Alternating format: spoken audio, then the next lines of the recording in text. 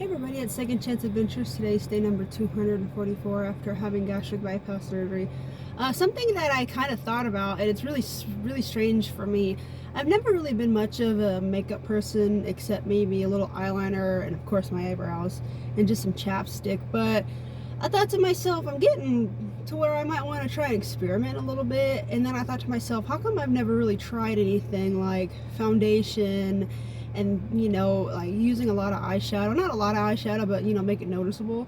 And then I thought, well, because all the years I was always hot all the time, and whenever I would try to put on a lot of makeup, I would just sweat anyways. And of course I'd like wipe off my face and wipe around my eye or whatever, and I ended up wiping it all off and it looked like I got knocked out or something. So I never really ever did it again, and that was a long time ago. So I just always stuck with a very, very basic of makeup.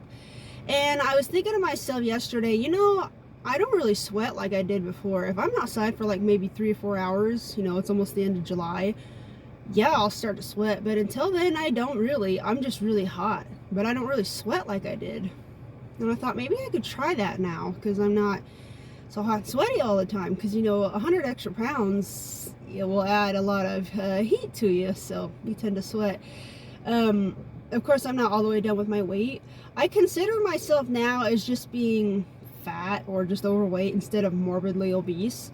I'm sure I am still considered, obese by number, but 103 pounds down, that's a lot of weight. So I don't really see myself as just this obese person, that just takes up a lot of room and sweats a lot and can't do anything because she's in pain all the time. I am not that person anymore.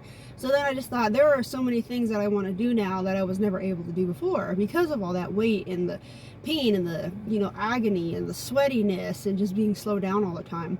And makeup was one of them. So I'm actually thinking about going somewhere and trying to learn how to contour.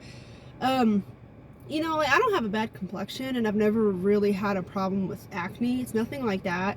It's just I would want to use contour, and I don't want like the glowy look. I don't want all the highlights and the sparkly stuff. I just want like a natural colored skin, if that makes sense, like a just regular skin color and just a little more natural, if that makes sense, like a light, something really close to my skin, kind of thing. I'm not really worried about my nose. I know there's a lot of people who put on makeup and they make their nose look smaller. I'm not worried about my nose at all.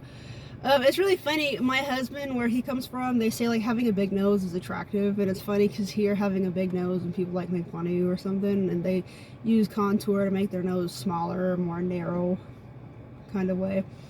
But I don't really care. I don't have a problem with my nose. I just want to make my skin look a little more natural when it comes to contouring. So if you're into contouring, let me know, because I have no clue what I'm doing. And probably the first few times I do it, it's going to look terrible, but that's how you get better, right? But I will always and forever be a cat eye person till the day I die. And whoever's going to set up my funeral, you better have some cat eyes on me.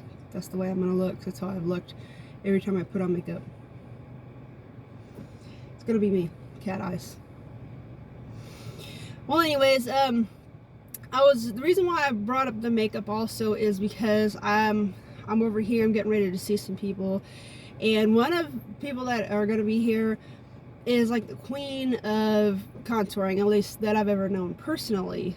I knew this girl in high school, and she was always into makeup and nails and the nail polish and clothes, and always had all the accessories. I mean, she was like the Puerto Rican version of Regina from Mean Girls, except she wasn't mean and hateful. She was actually really nice, but I mean, like the whole glamour and pretty, and guys liked her and that kind of thing, that was her. She was the Puerto Rican version of Regina George from Mean Girls, just without the bad attitude.